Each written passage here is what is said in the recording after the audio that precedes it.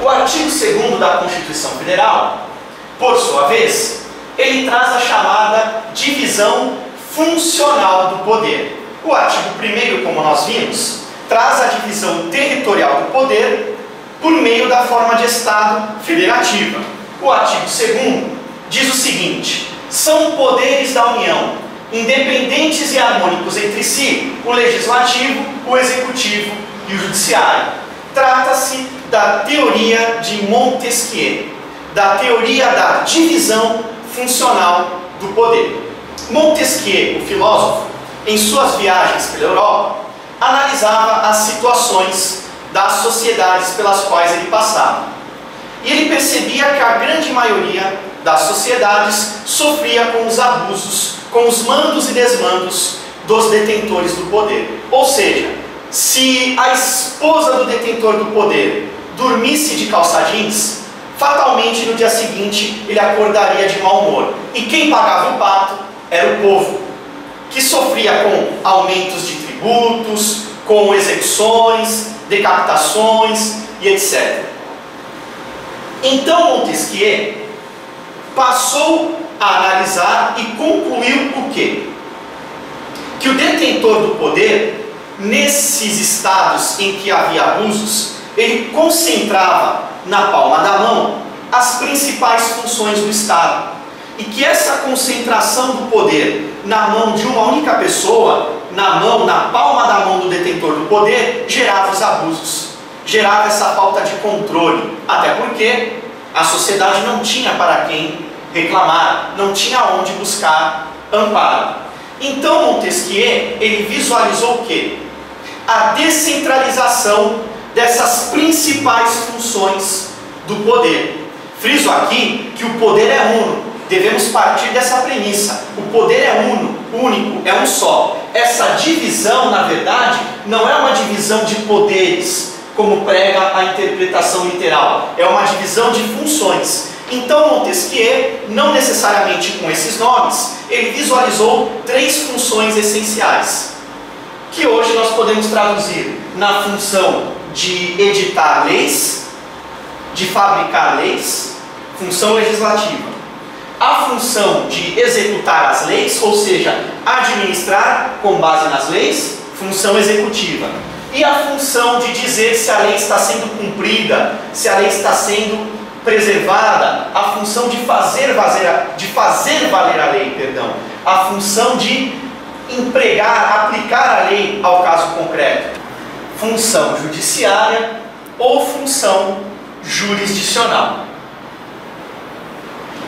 Prezados concurseiros, de fato, Montesquieu visualizou 3 funções de maior relevância realizadas por um Estado: a legislativa, a executiva e a judiciária.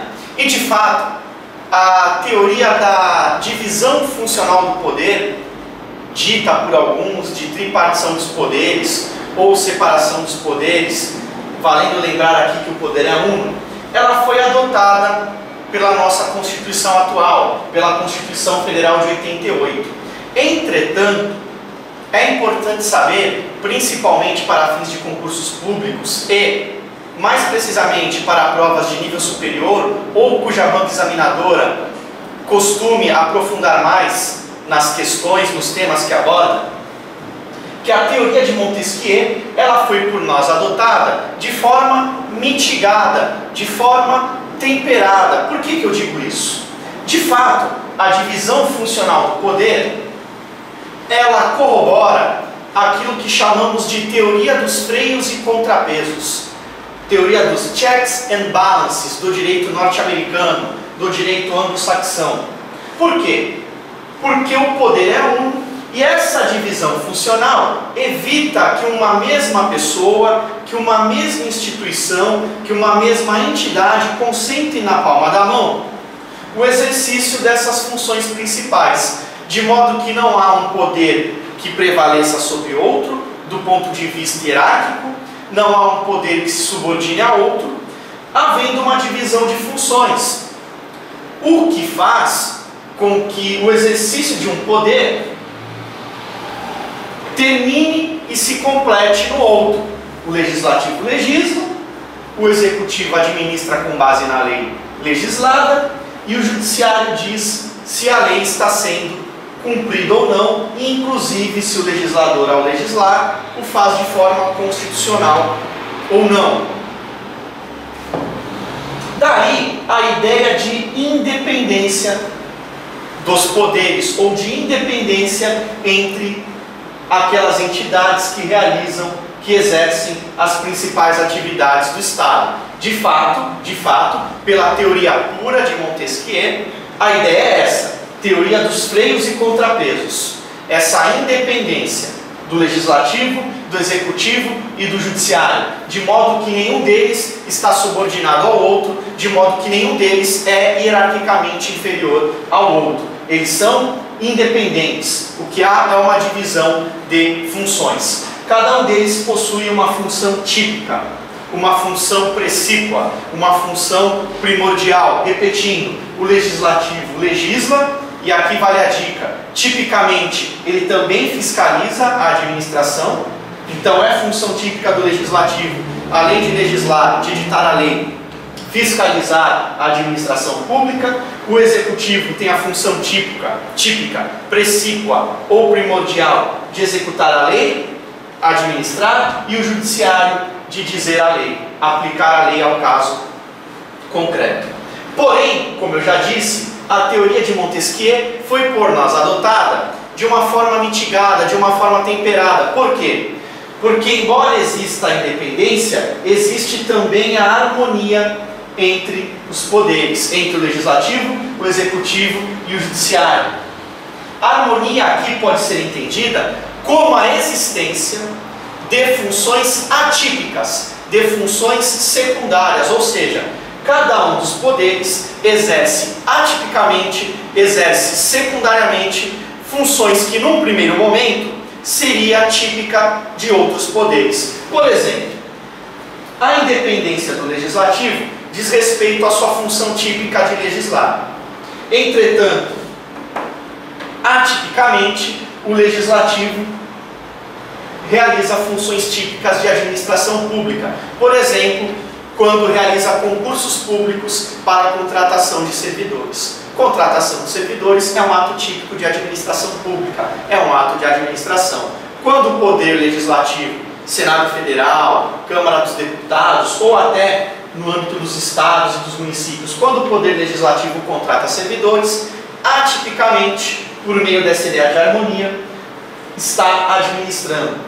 E o Legislativo, por sua vez, atipicamente, secundariamente, ele também julga, a exemplo do Senado Federal, que tem a competência para julgar o Presidente da República no caso de crimes de responsabilidade. É o exemplo do impeachment do Presidente da República. O Executivo tipicamente administra, executa as leis, só que atipicamente, secundariamente, ele também legisla. É o exemplo das medidas provisórias editadas pelo Presidente da República ou pelos governadores e prefeitos nos entes federativos onde isso é possível. O Executivo, atipicamente, ele também julga. Sim, o Poder Executivo, secundariamente, também julga. Vários processos de âmbito administrativo tramitam no Poder Executivo, nas administrações públicas. Então, por exemplo, um pedido de aposentadoria do servidor público perante o órgão ao qual vinculado, ou até um pedido de aposentadoria levado perante o INSS. É o Poder Executivo, atipicamente, julgando, decidindo. O Judiciário, por sua vez, tem a função típica, devido a essa independência, de aplicar a lei ao caso concreto. Só que o Poder Judiciário, atipicamente, também legisla e também administra. Atipicamente, o Poder Judiciário legisla por meio dos regimentos internos dos tribunais ou por meio das normas da corregedoria. E o Judiciário atipicamente também administra quando, por exemplo, contrata servidores, como aconteceu recentemente no Estado de São Paulo, por meio da prova para os cargos de escrevente técnico judiciário do Tribunal de Justiça do Estado de São Paulo. Então é um exemplo de função atípica, de função função secundária do Poder Judiciário, administrando o seu quadro de servidores. Então, nós temos os poderes legislativo, executivo e judiciário, independentes, cada qual com uma função atípica, e harmônicos, cada qual exercendo funções atípicas, secundárias, que num primeiro momento são dadas aos outros poderes. Prosseguindo, nós vamos estudar agora os objetivos fundamentais da República Federativa do Brasil. Objetivos fundamentais da República Federativa do Brasil.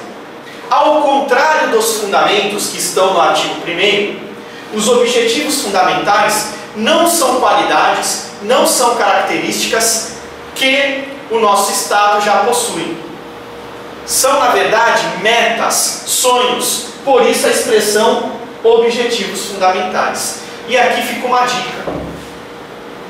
Os objetivos fundamentais, previstos em 4 incisos do artigo 3º, terminam, os verbos terminam no infinitivo.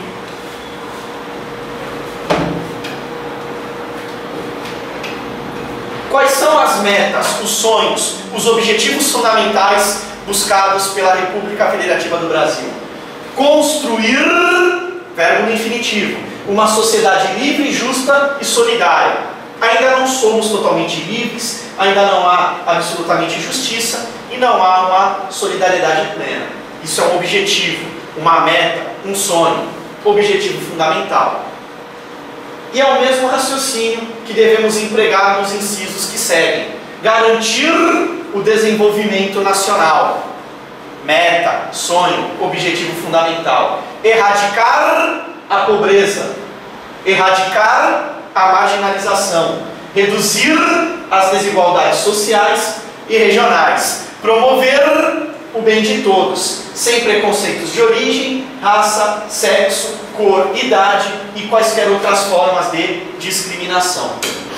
Os princípios que regem a República Federativa do Brasil nas suas relações internacionais se diferenciam dos fundamentos e dos objetivos fundamentais por meio da seguinte dica. Os 10 incisos que trazem esses princípios nos lembram, eles têm um aspecto de tema globalizado, de um assunto que é de interesse global, de toda a humanidade, como, por exemplo, a cooperação entre os povos para o progresso da humanidade, ou ainda o repúdio ao terrorismo e ao racismo, que são temas de interesse de toda a humanidade, não são temas de interesse exclusivo de um Estado, de uma nação, uma vez que de nada adiantaria combatê-los no âmbito estrito, sendo que são temas que têm reflexo em todas as sociedades que compõem o nosso globo terrestre. Então eu repito, os fundamentos da República Federativa do Brasil são características sem as quais ela não poderia existir. Os objetivos fundamentais são metas, sonhos a se concretizarem, e os princípios que regem as relações internacionais são temas, assuntos que têm uma conotação de globalização, de um interesse geral de toda a humanidade. Muito obrigado e até a próxima.